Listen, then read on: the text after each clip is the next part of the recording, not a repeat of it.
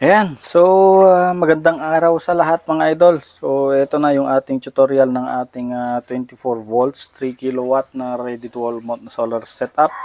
Hybrid na solar setup. So ang gagamitin natin dito sa ating tutorial na ito is syempre yung ating SRNE na 24 volts, 3 kilowatt mga idol. At hybrid. So ito nga pala ay yung bagong model. So, kung makikita nyo, nako, medyo malabo. Pasensya na kayo at naka-wide yung ating kuha ng ating video kasi medyo malaki yung ating working board, no? So, yan. So, etong ating plywood, ang size nito is 21 inches by 26 inches. Ito yung gagamitin nating wall mount ng ating gagawing solar setup dito. Siya nga pala mga idol, pasensya na kayo. Sana, I hope, naiintindihan nyo, no? Dahil ang video natin na ito is naka-members only. So, gawa ng bilang respeto sa aking mga kapwa builders. Kaya ginawa ko itong members only para kung sino lang mga gustong matuto, nandito lang sa members natin, no? So, ayun. And then, ito yung ating susunod na kailangan dito, yung ating mga MCB. So, meron tayong 6 na pirasong MCB dito mga idol. Isa lang pala. Isang DC MCB mga idol na 25 ampere. Siyempre, ang pares niyan is yung ating SPD na pang DC rin. So, magkaiba ang SPD ng DC tsaka AC mga idol . And then ito is yung ating pang AC. AC out to. Gagamitin nating AC out. 20 ampere. And then yung ating AC in 10 ampere. Ayan. So mayroon siyang pares na SPD. And then syempre meron tayong wattmeter dito. Okay? And then next, yung ating ATS, syempre, hindi tayo pwedeng mawalan ng ATS. Kailangan meron tayong ATS dyan. Okay? Yan. Next, yung ating MCCB. So, itong ginagamit ko kasi MCCB para sa baterya. Yan. So, gamitin natin to para sa ating baterya. So, syempre, hindi naman pwedeng hubad-hubad lang na ilalagay natin itong ating mga circuit breaker or protection devices. Kailangan meron tayong combiner box. So, ang size nga pala nito is 12 ways. Huwag kayong maglala, lahat ng mga materyales na gagamitin natin dito sa tutorial na ito ay ilalagay ko yan sa products. Okay? Don't worry. Next, nagagamitin natin syempre yung ating battery wire. 16mm to mga idol. Battery wire to, ano? Kapal, oh. 16mm. Tamtaman na yan dito sa gagamitin natin. And then next syempre yung ating AC wire. So ito ay stranded na THHN na wire pang AC, 5.5mm. Yan, oh. 5.5. Okay? And then next, syempre, yung ating cable tray mga idol na 2x2 para organize yung ating mga wire. So, hindi siya nakalabas. And then meron pa. Meron pa tayo eh. Asan na yun?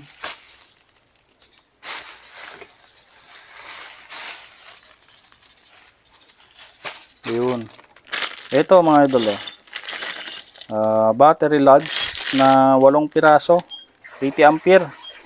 So gagamitin natin to doon sa ating battery wire. 8 piraso ang kailangan natin dito sa build na to. Okay? So simulan na natin to.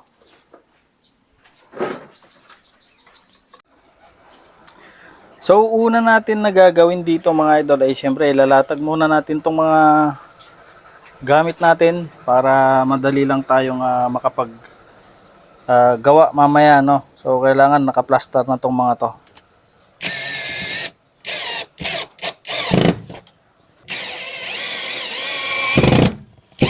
Then, kailangan natin tong buksan mga idol kasi meron pang isang lalagyan to dun sa loob. Yan. Ayun, nandun sa gitna.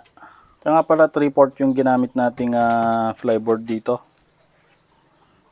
Para makapal.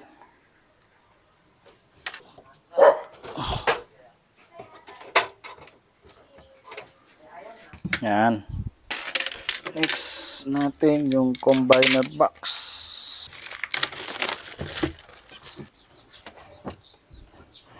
So dito natin ilalagay yan mga idol, no.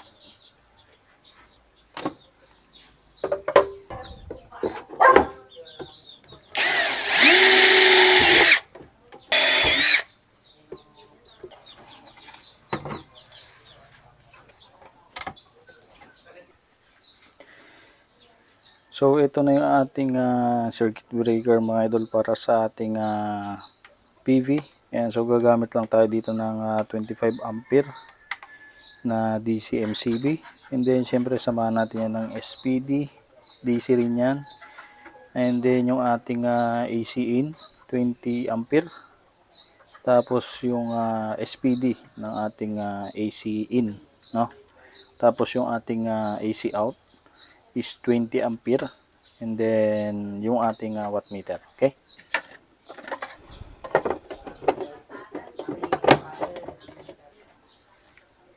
next natin yung ating ATS na 63 ampere.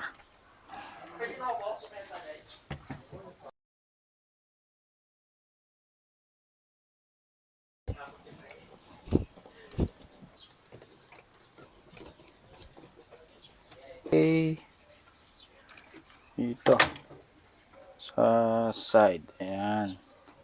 So medyo malapit-lapit na tayo dito mga idol. Mag-wirings na tayo. Dito sa sa layout, kayo naman bahalang masusunod diyan kung anong klaseng layout ang gusto nyo, no. So kayong bahala. So pagkatapos natin dito sa paglalatag ng mga cable tray, mag-wiring na tayo. Importante kasi ito para malaman natin kung saan yung daan ng mga wire, no. So tayo ang magdidikta dito kung saan yung gusto nating daanan ng wire. Kaya nga sabi ko sa layout kayong bahala. At least dito pinapakita ko lang para magkaroon kayo ng idea. Okay, so tapusin ko muna to para ready to go na tayo sa pagwa-wirings. Ayan, okay na. So nakapaglagay na tayo ng cable tray. Ayan, nakapaglagay na tayo. And then etong ating mga devices is talagang naka-fix na. So ang gagawin na lang natin ngayon mga idol is magpre-prepare na tayo para sa ating wirings ng ating inverter at ang ating mga circuit breaker at yung ating ATS. So ang gagawin natin dito, bubutas muna pala tayo. Nakalimutan kong butasan kanina itong ating combiner box para sa dadaanan ng ating mga wires ng ating mga circuit breaker. So balikan ko kayo mga idol, bubutasan ko muna itong mga to. Yan. So ito na mga idol yung ating ginawang butas. So meron tayong dalawang butas dito sa itaas at meron lang tayong isang butas dito naman sa ibaba, no. Ayan. Okay, so ready na tayong mag-wirings mga idol. Simulan na natin to. So ito yung ating THHN na wire mga idol, no. Ito is sorry. Ito ay 5.5 mm yung gagamitin natin dito. So sobra itong halos sobra eh. Pero okay lang naman. Mas maganda yung makapal. 5.5 mm para dito sa ating 3 kilowatt. Ayan. So tanggalan muna natin.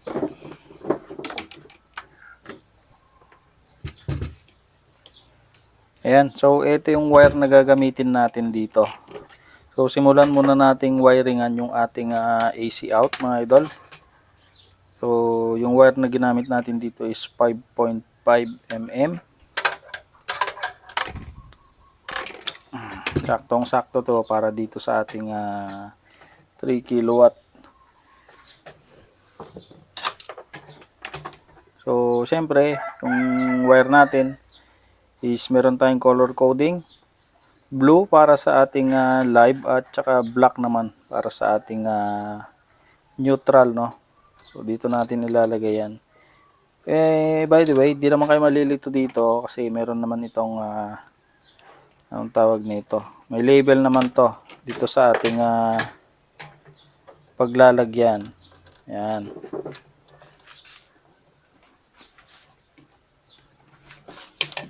Unahin muna natin dito. Flat screw to mga idol na maliit yung gagamitin nyo ditong tools. Okay. So, importante dito kaya pagka kayo ay naglalagay, walang himulmul na mga wire, walang nakausli. Dahil delikado mga idol kapag may nakausling wire dito.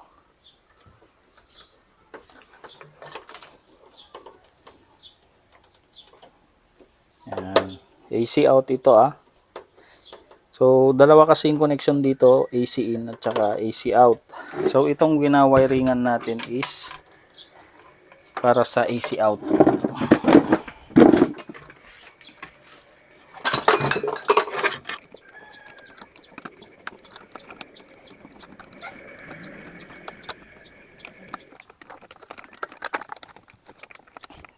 Yan.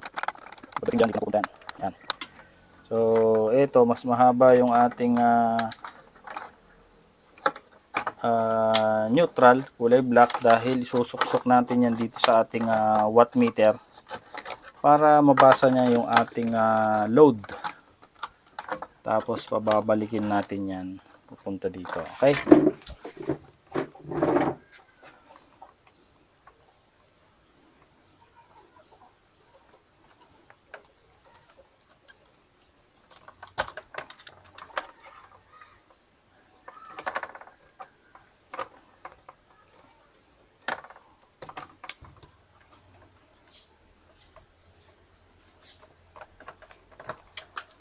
Alam nyo mga idol, ipapublic ko sana ito yung video na ito para sa lahat sana. Kaya lang, syempre, may mga ibang tao, may mga kabuilder natin na kabuhayan din ito. So, ayaw ko namang masira, no, na yung kanilang magiging kabuhayan. Tsaka isa pa kasi mga idol, yung mga ginagawa kong tutorial or tong mga videos is wala naman tayong kita. So yung pag-avail nyo ng membership dito sa ating YouTube channel is malaking tulong din kasi mga idol para sa akin. Lalo na itong buhay ngayon is napakahirap. So parang tulong na lang din, no? So, siyempre, nakatulong din naman ako sa inyo ang tutorial na ito. So, hoping, no, na malaki matitipid nyo. Siyempre, kayo nang gagawa, may matututunan pa kayo. Okay? So, balik tayo. Yung kulay black natin na neutral is dito yan sa right side, Yung kalilimutan mga idol, Ang ginamit nating circuit breaker dito is pang 220 at saka 20 ampere. Yan. So, ipipix natin yung mga yun, mamaya aayusin natin. So, next natin, ganun din, dalawang wire din yung gagamitin natin para dito sa ating AC out. So, dito dapat tama lang yung splicing nyo kasi hindi pwedeng masyadong mahaba dahil lalabas naman yung ating wire doon sa socket ng lalagyan natin. Okay, so ito sorry, para sa AC in, no, ganun din, meron din ditong nakalagay kung para saan ang ating live at neutral. Di kayo malilito dito. Basta sundan nyo lang yung kanyang label.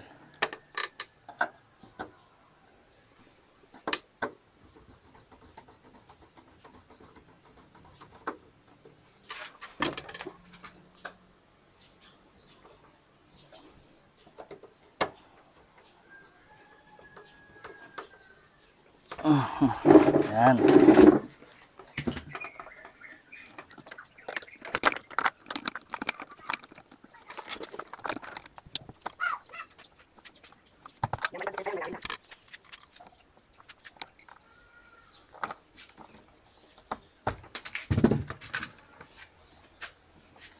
So, ang ginagawa ko, nilalagyan ko to ng, ginaganito ko, pino-fold ko para mas makapit.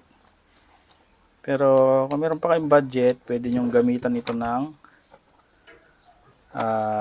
anong tawag nito? Lugs. Merong lugs para dito. Yan. So dito naman natin ilalagay sa ating AC in na breaker. Ito ay 10 ampere mga idol.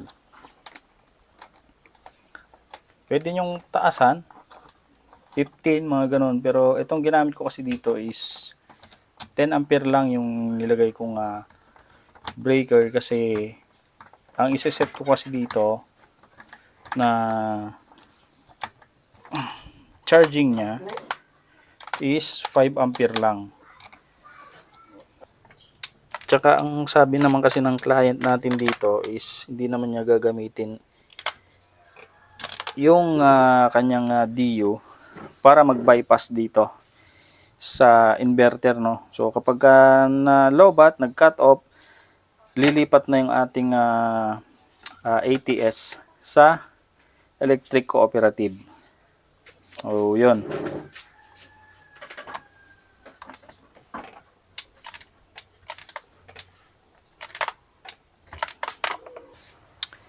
Okay, next yung ating PV, mga idol. Ayan. So dito naman sa PV, di rin naman kayo malilito, mayroon tong positive at negative. So ganun din, no.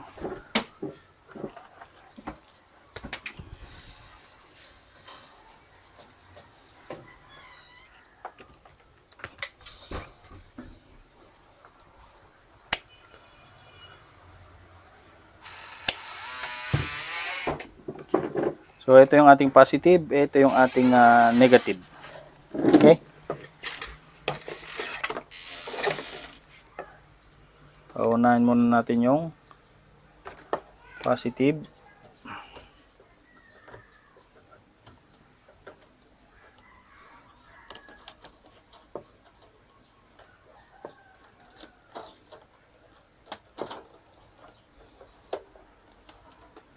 So dito, iwasan yung merong himulmul mga idol kasi delikado kapag merong himulmul, di nyo napansin. Huwag rin kayong nagmamadali sa inyong ginagawa. Take time. Mas maganda kung tinitake time nyo yung inyong ginagawa para sigurado. Mamaya baka masyado kayong excited na paganahin, meron kayong baliktad, or yun nga, merong himulmol na wire nakalabas, so delikado. Or meron kayong hindi nahigpitang maayos. So kapag merong hindi nahigpitan na maayos, mga idol, is delikado.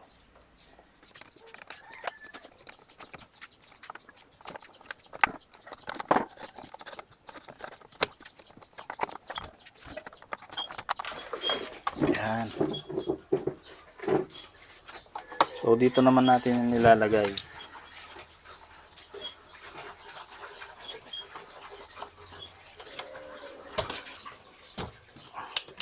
So ilalagay natin tong positive dito sa right side.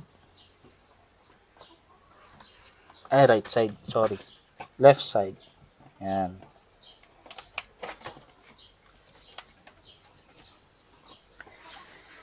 Kaya lang dito dapat meron na tayong nakaabang na wire papunta sa ating SPD.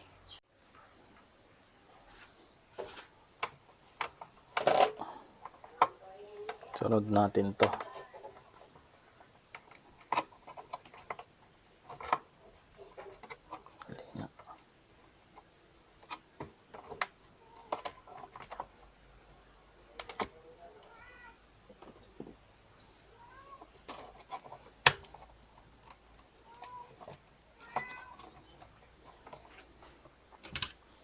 So itong ito yung ating jumper papunta sa ating SPD ng ating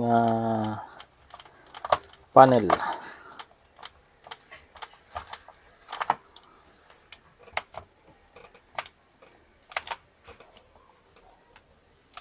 Ayan.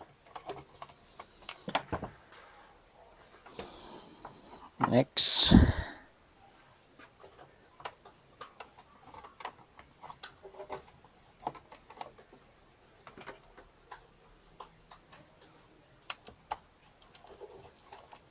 Positive.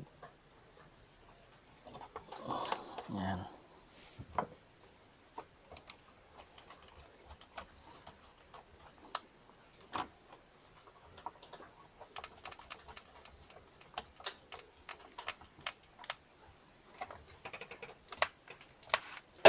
So, siguraduhin lang natin na mahigpit tong mga idol ha.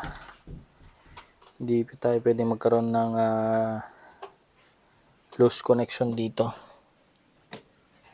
So, next natin, itong negative, jumper yan, papunta dito naman sa ating SPD. And then, yung positive, sa positive naman.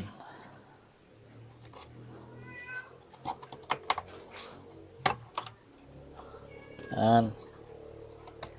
Okay.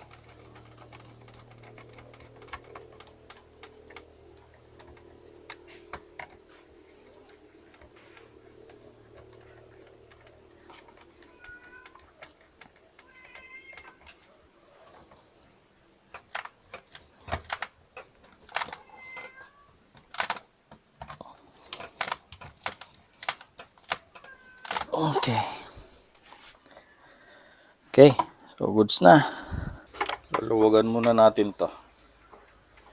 So, dito mga idol, meron din ditong label kung asan yung positive at asan yung negative. So, hindi kayo hindi kayo malilito dito, ano.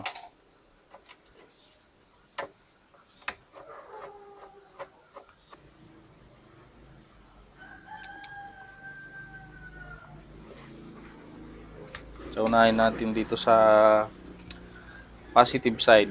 So, ang positive nito nandito sa left side.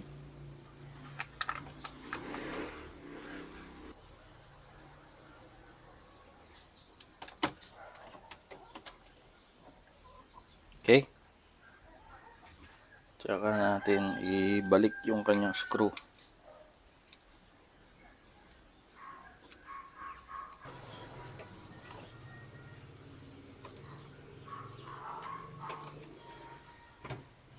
Okay? Next, yung ating negative.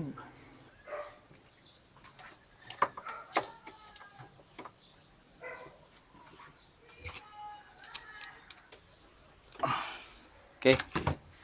Tapos, dito naman tayo sa ating MCCB. Allen wrench ang kailangan.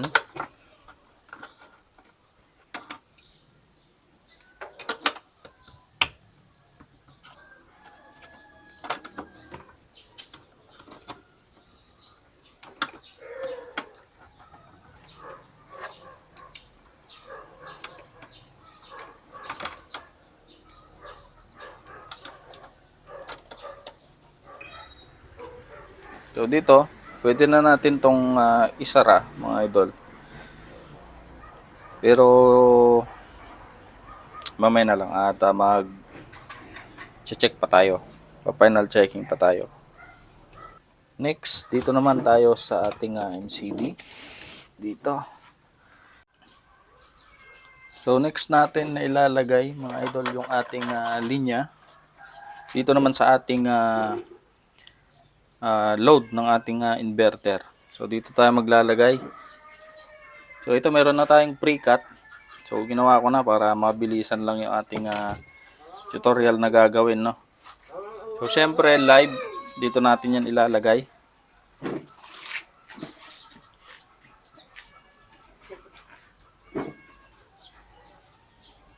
Sa left side mga idol, no.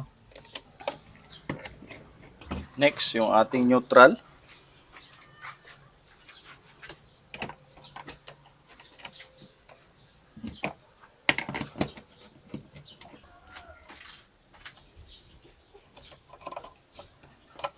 dito natin yan padadaanin. Ginawa nating butas kanina.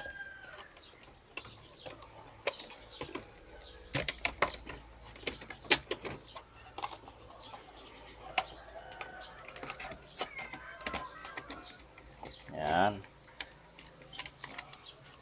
Okay. Siguraduhin yung maigpit itong mga idol ha. Walang loose connection. Kasi dyan nagkakaroon ng problema kapag meron tayong loose connection. Okay. Next natin yung ating AC in. Siyempre meron na rin tayong pre-cut para mabilisan lang. AC in natin dito ha. So mamaya ipapaliwanag ko ang trabaho nitong ATS sa mga hindi pa nakakaalam.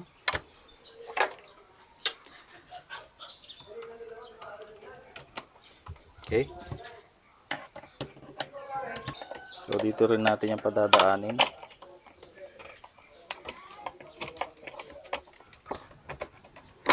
So neutral natin mga idol itong itim ha. Then yung live natin is yung kulay blue.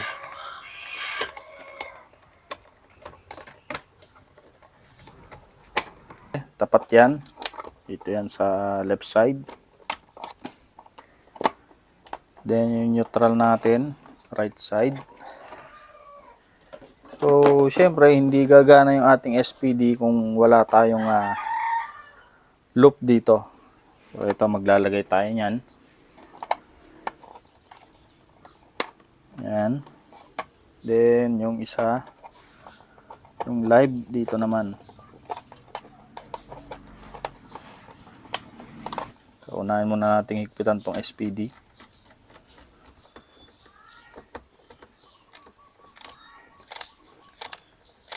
Okay. So double check. Kung mahigpit. Next. So maglalagay na tayo dito sa ano natin. Yung bypass natin. Ito. So gagamit naman tayo nito. White is para sa live. So dito yan. Ibaba ko lang.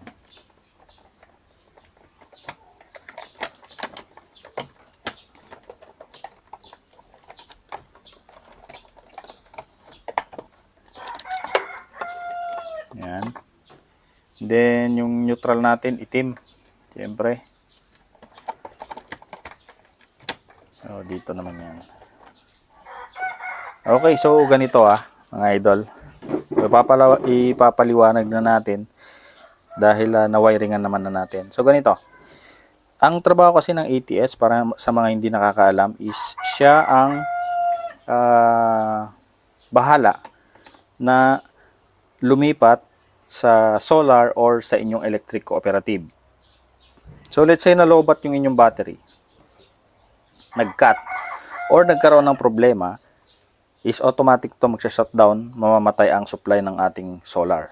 So, ang ginagawa ng ATS, pag namatay ang supply, either sa kanila, kahit sino sa kanila, lilipat yan sa may supply. So, for example, namatay yung solar natin, walang supply, lilipat dito sa ating electric cooperative or main grid. So, dito kasi, ang paglalagyan natin ng solar is dito sa left, which is yung ating main power. And then yung backup naman natin is dito sa ating right side. So kung gusto niyo maging main power ang Nobelco or any electric cooperative, dito nyo ilalagay sa left side. And then dito naman sa right side ang magiging backup nyo. So kung gusto niyo maging backup ang solar, is ilalagay nyo sa right side. So dito kasi ang gusto ni client ay makatipid, gagawin niyang main power or main supply ng kanyang bahay si solar. So dito natin ilalagay ang power ng solar. So ito yon. Una nating winiring kanina, dito siya pumunta sa ating main output ng ating solar setup. And then eto naman mga idol, yung kaya tayo naglagay dito ng wire, papunta dito naman yan sa ating AC in, papunta sa ating solar setup. So, ang magiging setup kasi nito, yung ating AC in mga idol ay for AC charging only. No? So, hindi niya gagamitin si solar na kapag ka nalobat, hindi ito hindi ito magbabypass papunta sa load. So pag nalobat ito, lilipat lang si ATS sa kanyang backup power. Hindi ito magbabypass. Okay? So ganun yung system natin dito.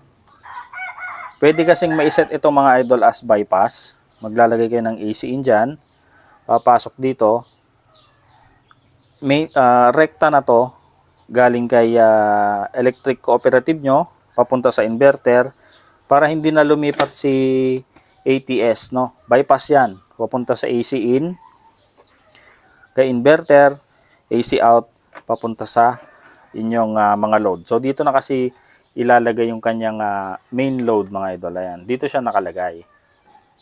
So dito maglalagay pa tayo dito ng tugang na saksakan. Dito naman natin yan ilalagay.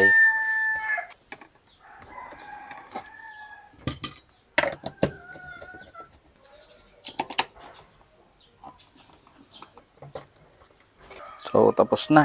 Halos okay na yung ating wirings. Ito na lang, dito na lang tayo sa grounding mamaya. So dito, ang ilalagay nyo na lang dito sa kabila is yung linya ng inyong mga appliances na gustong ilagay dito sa solar, no? So ito is alternative lang naman to kung meron kayong mga gustong isaksak. Pero dito, dito yung mga permanent load nyo. Kunwari mga aircon or yung linya ng mga rice cooker or mga outlet nyo, dito nyo na yan kukunin. Basta mga idol, tandaan nyo, yung capacity ng inverter natin is hanggang 3 kilowatt lang. Okay? Dito sa taas, dito na kayo maglalagay ng grid nyo. Okay? Yung linya ng grid. Meralco, Iselco, Nobelco, whatsoever. Basta mga grid nyo. Then, dito wala na. Okay na yan. Dito lang. So, next na lilinyahan na lang natin is yung ating grounding. So, yun lang. Wala nang iba. Tapos na. Magseset na lang tayo ng ating parameters. And then, we're good to go. Yan. So, ito yung gagamitin nating pang grounding natin mga idol. Ito ay 2.4 mm ata ito eh. Oo. So, dito natin lalagay yan. So, ganyan. Yan. So, dito sa inverter, mayroon na rin tayong nailagay na grounding. Yan, papunta yan dito mamaya. I-focus ko yan mamaya yung video natin. Ang importante, nakikita nyo kung ano yung nilalagay natin dito para hindi kayo mabigla. Ba't saan galing yung ganito, ganyan. No? Okay? So, 2.4 mm na THHN. Gagamitin natin yan pang grounding. Papunta yan dito sa ating bus bar. Okay?